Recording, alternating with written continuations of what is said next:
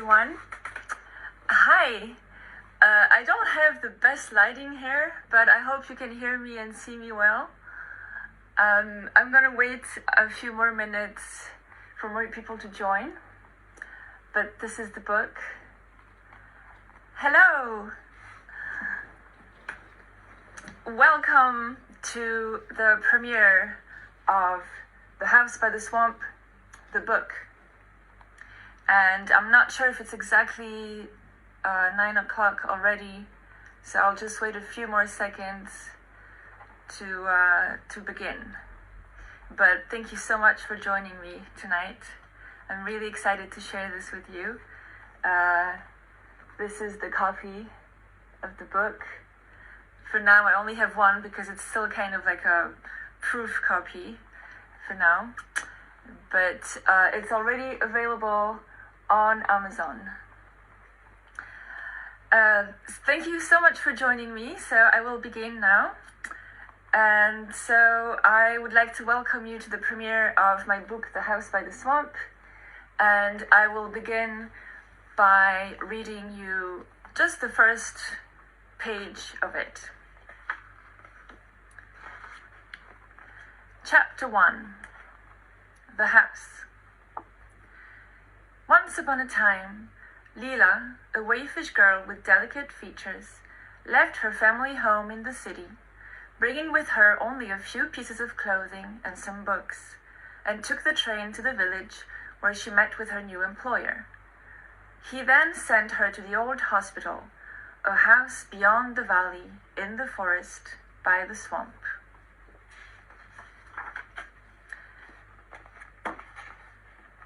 Lila was walking alone through the forest. It was the end of the summer, and the trees were slowly putting on their golden red coats. What a delight to tread on those leafy carpets, she thought. Lila was not afraid in the forest. She wasn't even afraid of those brigands with whom her family tried to scare her when Lila informed them that she got the position in the Marsh County. Brigands, rebels, it's wartime. Anything could happen to you, they said. Yet precisely because it was war, Lila wanted to run as far away as possible where the conflict had not yet reached. But that wasn't her only reason for running away. Lila was not in the least afraid in the forest. Coming from the city, the forest was for her a promise finally fulfilled. Nowhere else had she experienced such power and calm. The forest bustled with energy and life. At last she could feel herself breathing, joining into the rhythm of other beings. The forest spread wide and far. It was wild and dense, and Lila was looking around, walking slowly, step by step, her rubber boots rustling on the path covered with leaves. She walked along in contemplation, careful not to disturb the harmony and beauty of the place. She was clutching on the navy blue shawl around her neck and holding on to her bundle, wrapped in a colorful scarf with a folk floral pattern. As she took her next step, she heard another rustle. She looked down on the ground, worried, and saw a squirrel running across the path. A smile appeared on her face and her heart cheered up. The squirrel stopped midway and looked straight into her eyes.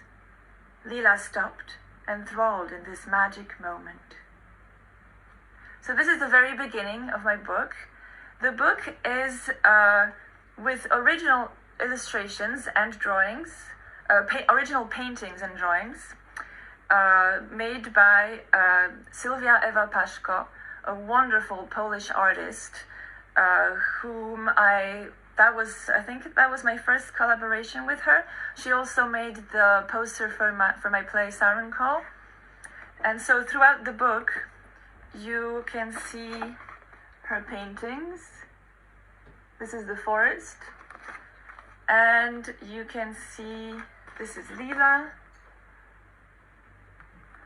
And I will now add a co-host to this little live interview, and it is my wonderful friend.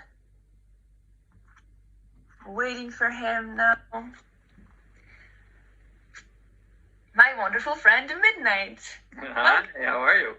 Hello, I am wonderful. and thank you so much for being part of the premiere of my book. Yes. And I love the background.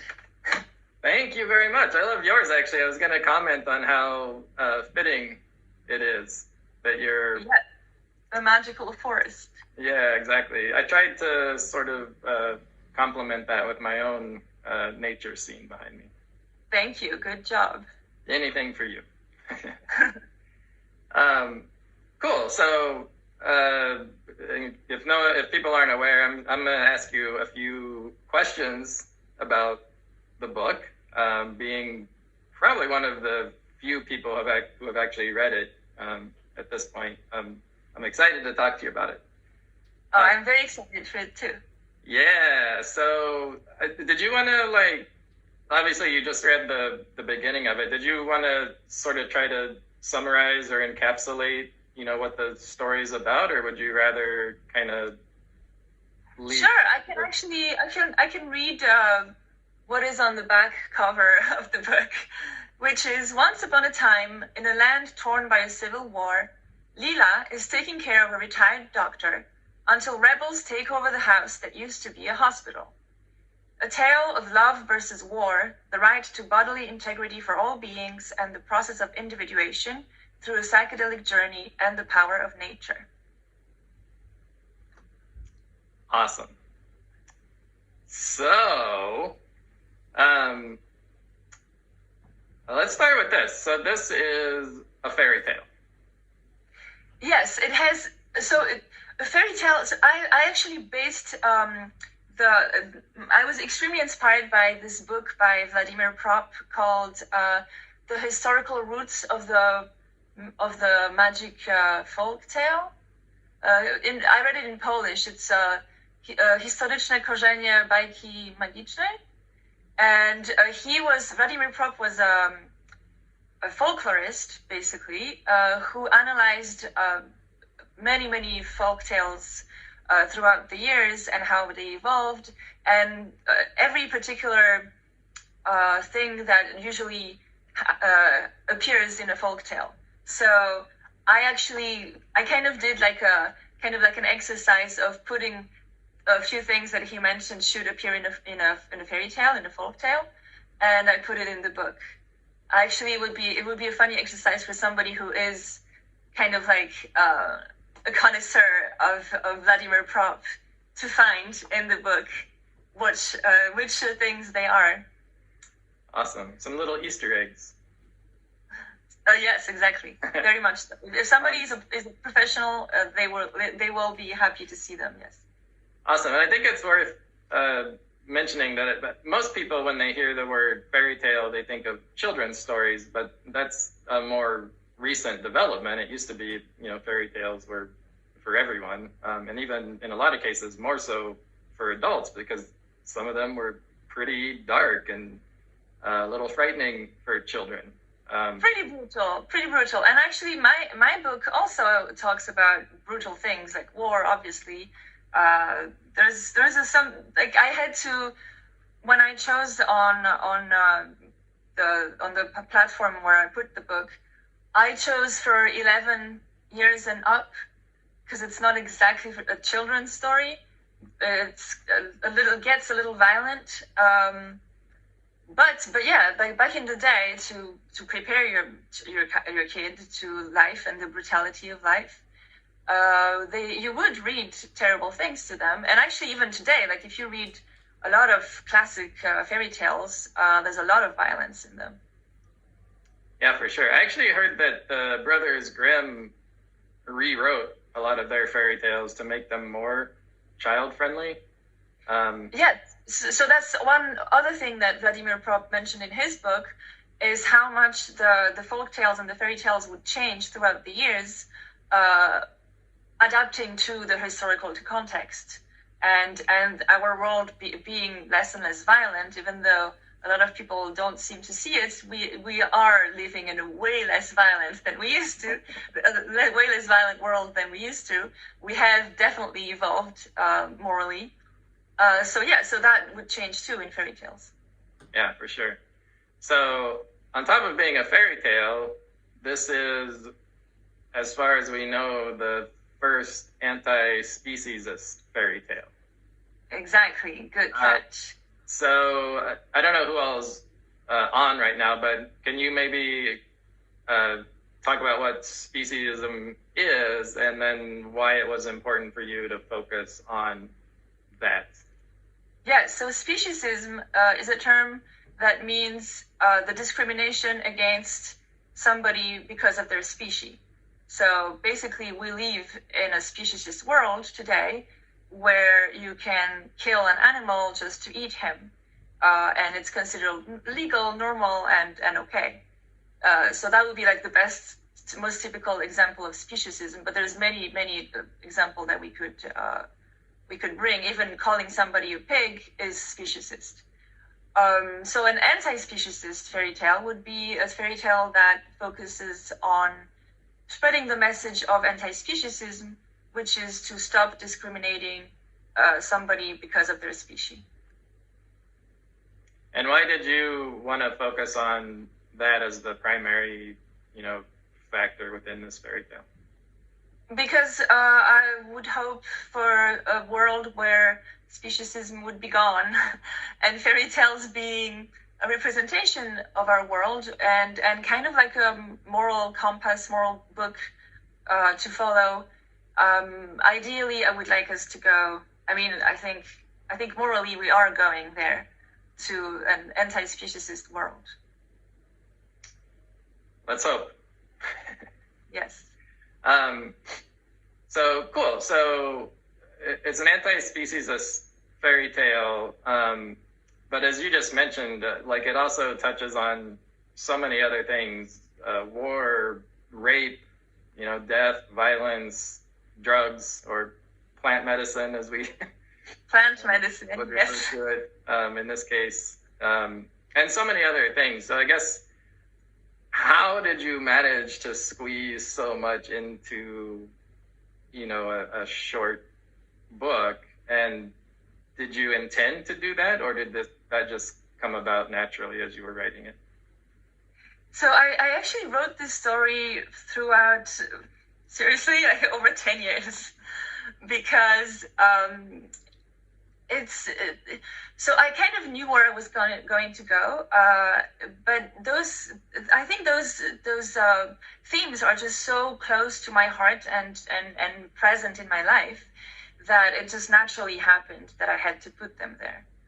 I didn't have a list of things that I wanted to appear there, and also the story is actually based on a lot of my own story in my life of me taking care of my grandfather who had dementia, and who a lot of dialogues that actually happened, especially at the end of the book. I don't want to reveal the ending, but by the end of the book, some dialogues between the elderly doctor and Lila is exactly what happened between me and my grandfather. Awesome. So it's very personal for you then. Oh yes, it's definitely my opus magnum and my most personal piece. Awesome. So let's talk a little bit about how this all came about, because from my knowledge, I know that it started as a play, I believe, although I didn't see that play, unfortunately. So do you want to talk about sort of how it first came into existence, and then also, how you were able to adapt it from a play into, a purely literary form, and what the challenges were, and, how adapting it may have been, easy or hard, or what, the obstacle. Yeah. So I first wrote it as a play, actually in French, and then I transported it to a screenplay in Polish. And I was looking for producers, but I couldn't find anybody who would be interested. And so then when I moved to Los Angeles and I heard about the Hollywood Fringe Festival, I rewrote it as a play in English. And I produced it in 2015 for the Hollywood Fringe Festival. And then I rewrote it as kind of like a tale. So it's not a novel. It's a fairy tale. I guess it could be considered a novella, like an almost short story, but it's 108 pages, so because of the illustrations, I didn't want it to be too long either. And so for the play, I already used for the play itself the illustrations of Sylvia as my set design, basically. So during the play, we would project her paintings behind, and we would play with them as being the decoration for the play, basically. But not all the paintings were done yet. And then and every one of the paintings were made by through my directions. Like, I would tell her pretty much exactly what I wanted. Sometimes she would listen to me. Sometimes she would do more of herself, which I really appreciated. But a lot of the paintings, especially the portraits, were made very much directed by me, basically. Did I answer your question? Oh yeah, so I wanted, actually, ideally, I also would love to turn it into an animated movie. Awesome. I was actually going to ask you about two things that you mentioned. One was about the artwork, because the artwork is beautiful and fits the story perfectly, you know? Mm-hmm. So obviously you had a hand in that, but, you know, the artist, the perfect person to do this, I think. I have only the best thing to say about our wonderful artist, Sylvia Eva Paszko. This is how it's written. Where is it? Wait. Sylvia Eva Paszko. Yeah. She's a Polish artist who was my almost mother-in-law, and who is still very much part of my family.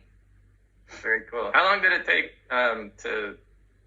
for her to complete all the artwork? Because there's actually quite a bit within the book. Yes, and they are actual full paintings, like big paintings that also I would like to, when the lockdown is over and we can hopefully not come back to a normal life, but to a better life, I would love to do an exhibit with the paintings. That would be awesome. Yeah. So, and then my other question too was kind of what you envisioned for the future, and you mentioned, you know, making an animation. Yeah.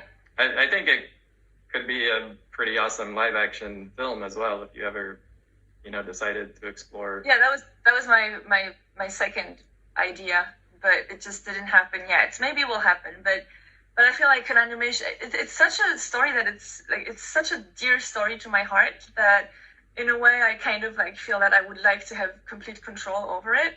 So an animation is something that you can have complete control over.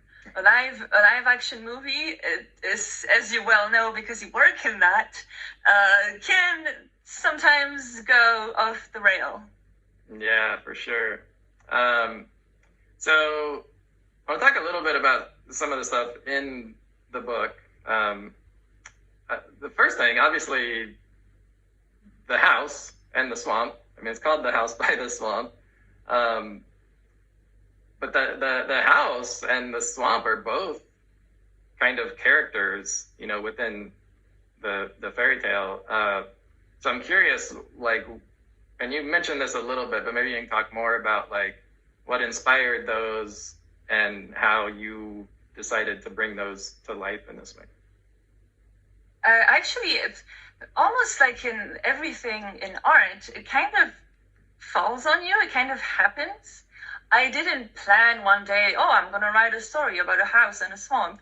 I actually seriously don't remember how I thought about it, but the most amazing thing is that once I started writing about it,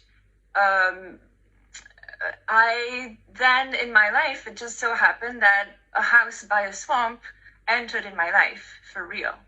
So that was pretty amazing. And but I have to say that, yeah, for sure, they are very much characters of the story.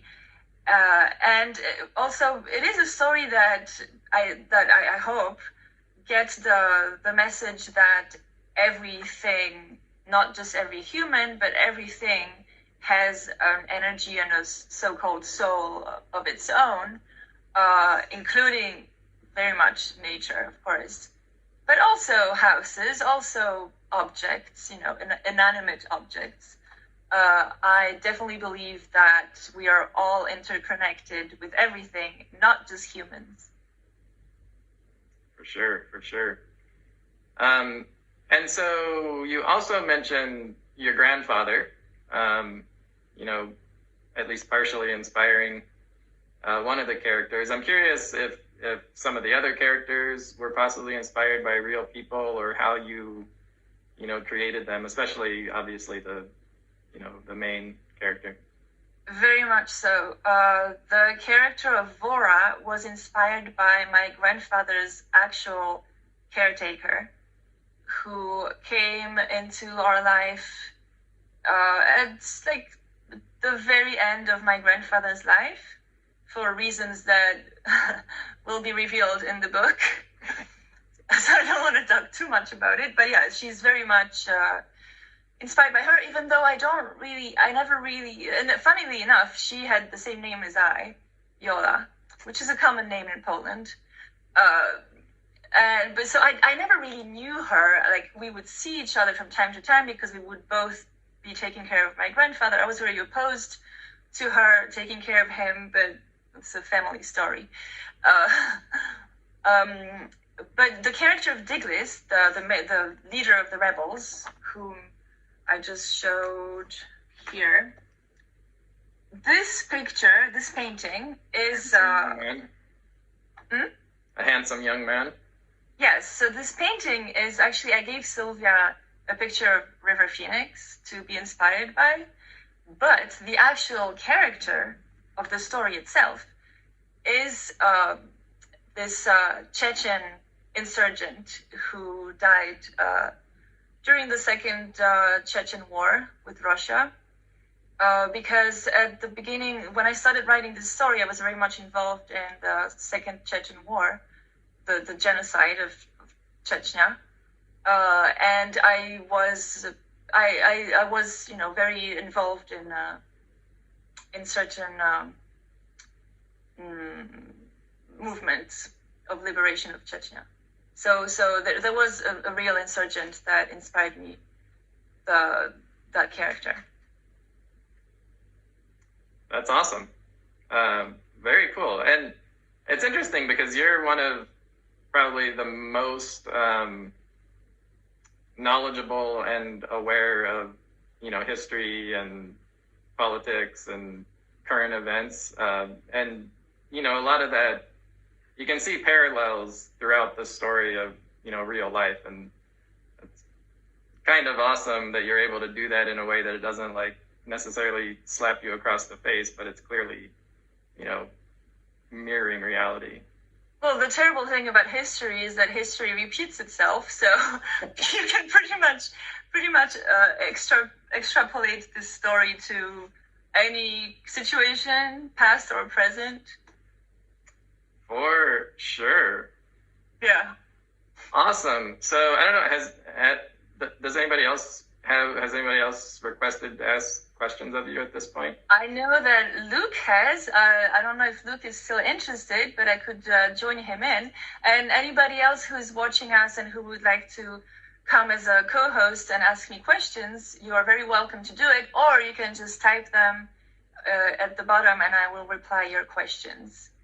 Awesome. Luke, are you still here and are you still interested in joining? I'm happy to keep talking with you. I just don't want to monopolize your time if other people want to. Yes, I guess if as soon as somebody asks a question or tells me that they want to join, I will put them in. But in the meantime, I guess maybe I can. Oh, Luke says yes. Okay, so let me try to add you. I think I have to close you midnight first. Sure. So I will say goodbye to you now. Please, everybody stay. I will put Luke on now.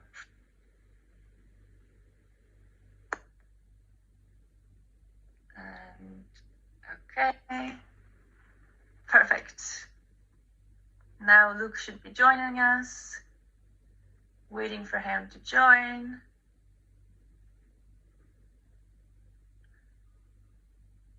Sorry, it's taking so long. Technology, you know. Meanwhile, maybe I'll show the book again. Oh, hello, Luke. Hey, hello, Jola. So I'm also one of the people that had a chance to experience reading your book and also seeing. So this was originally the first time I saw it was as adapted as a play. Yes, and you saw the play, so I'm very happy to hear your thoughts about what did you think of the play as opposed to the book. I enjoyed both of them. The thing that really stands out to me about the theme in general, or the story in general, is that it's a place for you to introduce some thought-provoking topics that I think people is something good for people to chew over in their minds, and it's you bring a lot of new perspective. In fact, that's something that I've noticed about you in general. One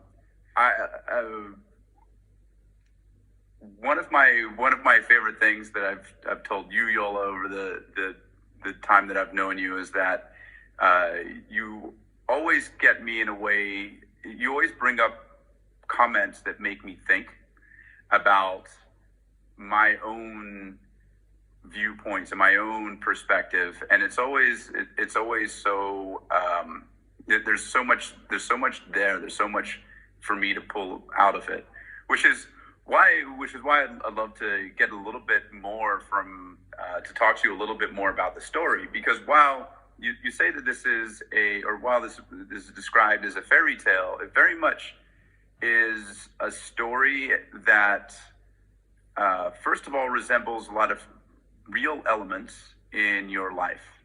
Mm-hmm. And you and Midnight were just speaking about various specific things like your grandfather and war, and I'm curious to know, what was the original concept that the book was inspired from? The original concept? I think the original concept was very much my process of becoming involved with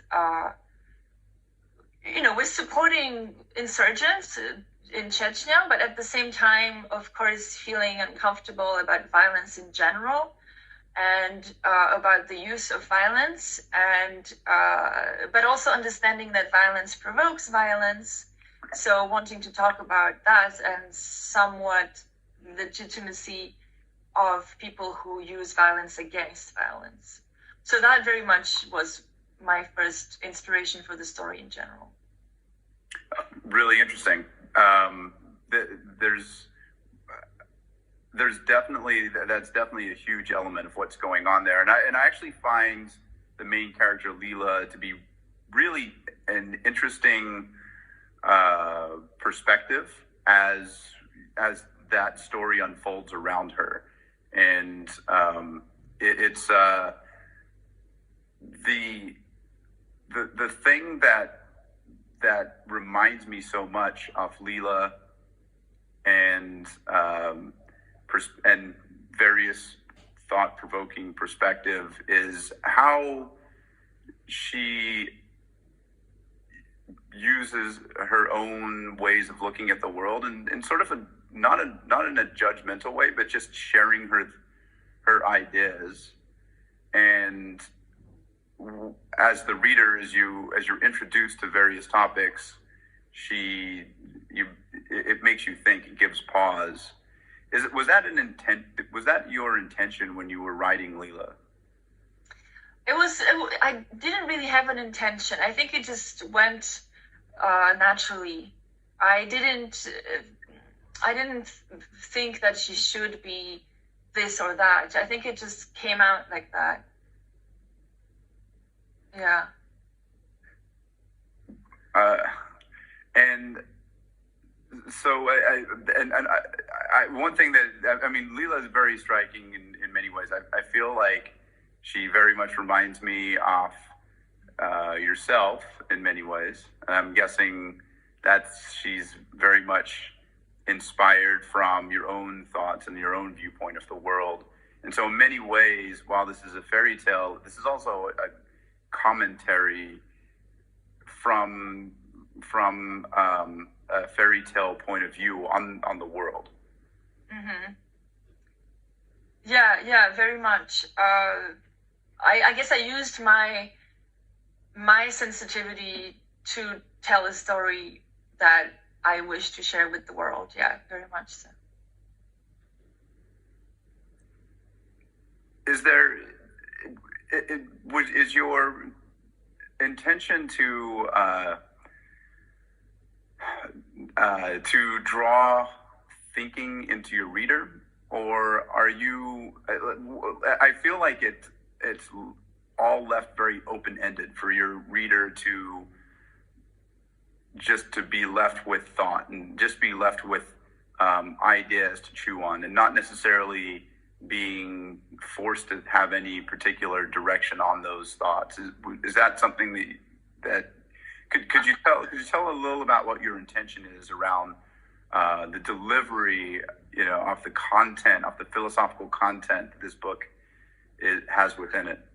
I definitely hope that it doesn't come out as preachy, because I know that myself, I am kind of preachy, and I know that I've been definitely called preachy. So I definitely hope that it doesn't come up as. I don't think it does. I hope so, but thank you for saying that, because it's always a fear of mine, and I always, even just the fact that I'm calling it an anti-speciesist eco fairy tale is by itself preachy already. But I do hope that it doesn't come out as very in your face, and that people. I want to allow people to just get lost in the story and in the philosophy and in thinking for themselves, for sure, because it's you can't force a thought on anybody. But if somebody, like I've always been very eager to learn things, and if somebody tells me that something is such and such, it will definitely make me think. So I would hope that that's how the story would come to people. And I like the way you said that. I think it's fair. You, from the author, have to be humble in the way you present it. But I agree with you. It's not. The story never came across as preachy to me in both forms that I've seen it. It came across as thought-provoking. It came across as an invitation more than a dogma of any sort. And I'm very glad. And I think the devices, this is why I was asking these questions, that a lot of the devices that you use are, you're just sharing the thoughts of Leela, and she is not judgmental. She's just sharing, she's just having reactions to the things happening around her. Yeah. Well, which I would hope that we can all have. I would hope that we can all look at the world with a fresh worldview and point of view, and analyze things and not take anything for granted. Now, what was it? Did you intentionally put so many characters in your life in this book? Was that was the reason for that because you knew these people well and so they were great studies, or was it because you wanted to bring in the story of people that you loved? What was your intention around weaving actual characters from your life into these fictitious beings? It was definitely a therapy for me, because this point in my life when I was actually taking care of my grandfather, and what happened at the end of it was definitely very traumatizing for me, and I think I think it was just my way of processing those events and of dealing with reality. Wow, I understand perhaps more than I have ever. So clearly, from the first time I saw this, this is a book that emanates from deep within you. But the more that I've gotten to know you over the years, and the more that we speak about it, the more I realize that there's so many elements off parts of you from different pieces of you weaved into the story. And that's why I think it's a really special piece of work, because it has so much life to it in so many different ways. It has these philosophical pieces. It has these essences of the way in which I know that you love to hold alive the spirit of all the things that you've shared, like everything to you, all the people that you know and the people that have touched your life are very much these very big things in your life. You look back and so when you're writing these stories and you're putting them into your own work, it's to me and you call this work your magnus opus. My opus magnum, yeah. Opus magnum. It definitely brings this so much flavor to the story that's under there. I feel like this is something that people could read more than once and learn a new thing about themselves, and learn a new thing about the world, maybe a new idea, but even learn new things about you as an author. Well, thank you so much. It's very, very beautiful what you said. I really appreciate it. I'm a big fan of how you weaved this story together, and I just want to say thank you very much for inviting me on and letting me get a chance to speak to you about your writing in a way, honestly, that I haven't had a chance to pick it at the storyline with you. I learned a little bit more than I knew about this book than I knew before, so that's really cool. Well, thank you very, very much for joining my live, and I welcome anybody else to join and ask questions. And thank you, Luke. I will turn you off now. Thank you so much for joining. And anybody else wants to join or ask any question, I'm here for you. Meanwhile, until somebody asks a question, maybe I'll just show a few more peeks of the book. But feel free to write down or request to be added into the live. Okay, so Kenny is writing the book. Sounds fascinating, just like you. Who is the publisher and when and where can we buy it? So the publisher is Kindle Direct, which is Amazon, basically. It's the Amazon self-publishing company. So, oh yeah, that's something actually I wanted to mention in the beginning, is that I have been looking for a publisher in Poland. I had a beginning of a conversation with a publisher in Switzerland, but nothing ever truly happened. And then I met someone who publishes his own books on that same platform. And I was actually pushed to put it out in the world as soon as possible by our collective fear caused by COVID. That who knows? Everybody, and like my basically my memento mori was bigger, and I was thinking, who knows? Maybe I'll catch the disease and die. So I might as well put it as soon as possible out in the world. So it's not an actual publisher; it's just self-published. But here you can see one of the paintings. But it's already available on Amazon. I really feel bad for putting it on Amazon, and I know that Amazon is a terrible company, but it's the only one that I found that my friends all over the world can actually purchase. And if anybody of you has an idea of a better platform, I will be more than happy to join the other platform and not Amazon, because as we all know, Amazon is not the best company in the world. But you can already purchase it now if you just search it on Amazon, unfortunately. This is the painting of the summer or the spring. Feel free to ask me more questions. Thank you so much, Kenny, for asking that question. If anybody else has any questions, I would be very glad to reply. And in the meantime, I'll just show you some more images. This is Lila reading the underground newspaper about the insurgents, the rebels. So Katie is asking, what is the significance of war in the story? Why did you choose that subject matter? And do you think it's essential to getting your point across?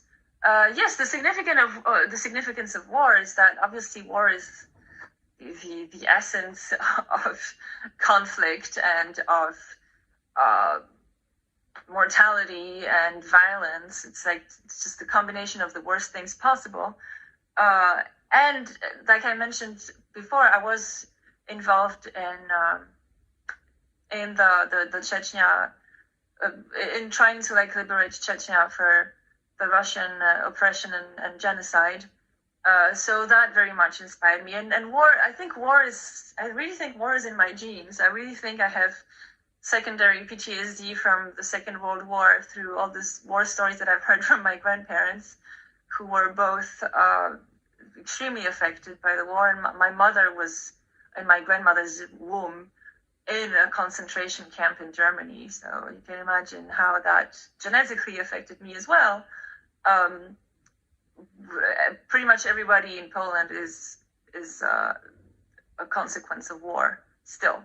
It was very recent. It's all in our genes and in our psyche. And everywhere you go in Warsaw, you see a sign on the wall talking about how many people were murdered here. So it's very much present in my life.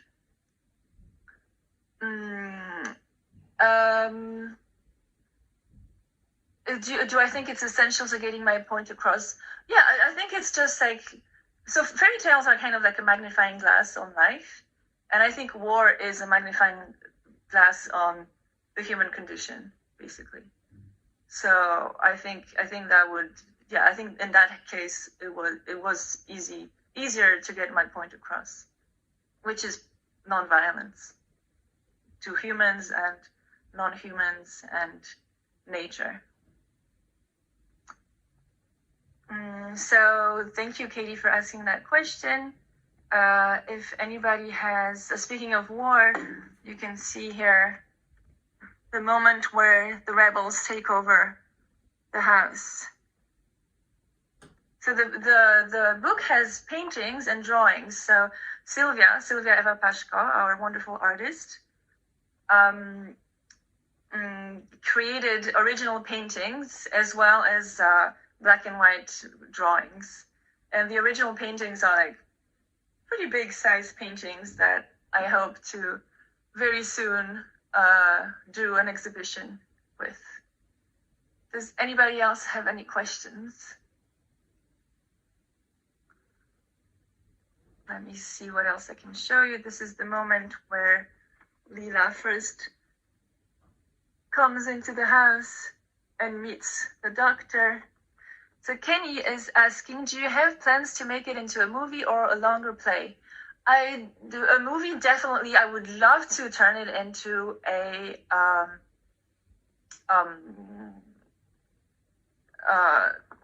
drawing movie. How do you call those?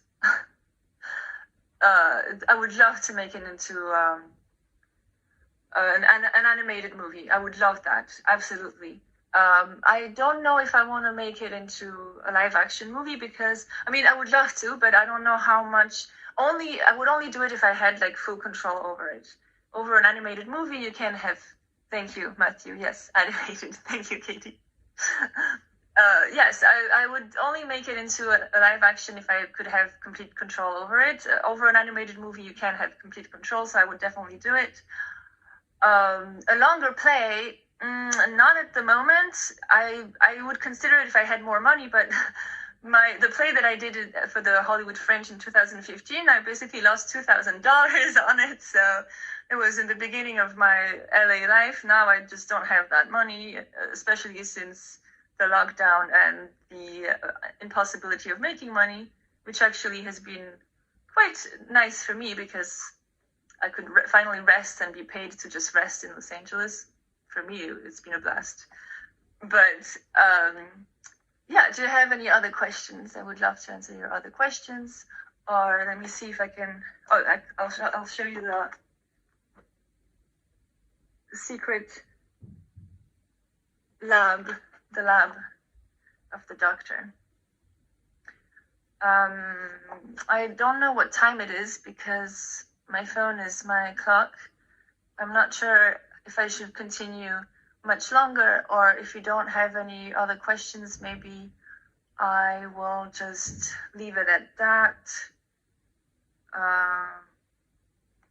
Thank you, Matthew. Do you want to see the swamp? This is the swamp. It's 9:45. Oh, that's great. Thank you, Matthew. Yeah, I precisely wanted to last it for about 45 minutes. So I guess, oh, thank you, Katie. I guess this is it. I was very, very happy to be here and answer your questions. Don't drain that swamp. So it's funny that you say that because one of the characters says that, and that was way before the president. Way before. Thank you so much, Kenny, for coming to my live and for asking questions. Thank you so much, everyone, for asking questions and for being part of it. I'm very excited to share this with the world. It's available now unfortunately on Amazon. I'm sorry. I really apologize for being part of the Amazon world. So thank you all so much for joining, and I'm very happy you were all here, and goodbye.